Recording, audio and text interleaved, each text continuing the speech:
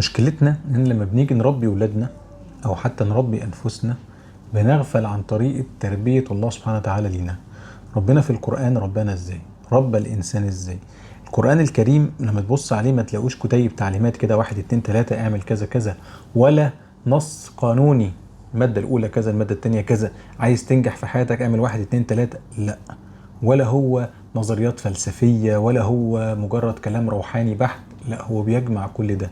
هو في أوامر ونواهي لكنها نسبة قليلة جدا من القرآن الكريم. ما ينفعش طول الوقت تقول لابنك ذاكر ذاكر ذاكر ذاكر، صلي صلي صلي، ما تكذبش، ما تسرقش، ما ينفعش تتحول التربية إلى مجرد تعليمات أو قوانين بنحطها، وإن كانت هي كلام مظبوط لكنها يجب أن تكون مغلفة بالإقناع وبالمحبة.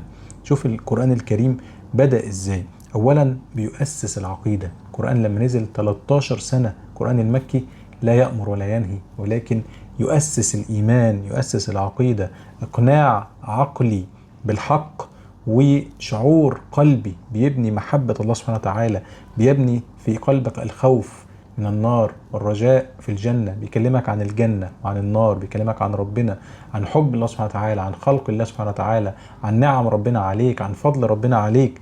ما بيقول لحد ما تحب ربنا وتتعلق بيه ويبقى مليان قلبك خوف ورجاء، وبعدين يقول لك تعمل كذا وما تعملش كذا. القرآن الكريم لما نزل في الأول المفصل يتكلم عن الجنة والنار والحساب وعن الله سبحانه وتعالى ويبني الإيمان، وبعد كده يكلمك عن الأوامر والنواهي.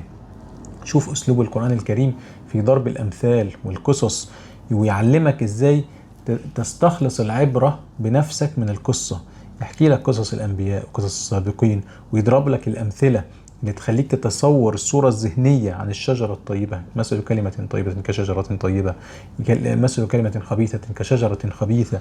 يخليك تتصور الحق والباطل والخير والشر صور ذهنية قدامك. شوف لما بيرسم لك صور عن مستقبلك، تحب تبقى مع الكفار، مع المنافقين، في عذاب النار، في زقوم النار، في عذاب لا ينتهي، ولا تحب تبقى في الجنة منعم على سرر متكئين يطاف عليهم ولدان مخلدون بأكواب وأباريق ونزعنا ما في صدورهم من غل لا يسمعون فيها لغوا ولا تأثيما.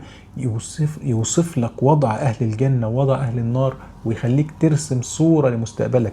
انت محتاج تعمل كده وانت بتربي ابنك، محتاج تحكي له قصص، محتاج تضرب له أمثلة، محتاج ترسم له شكله في المستقبل.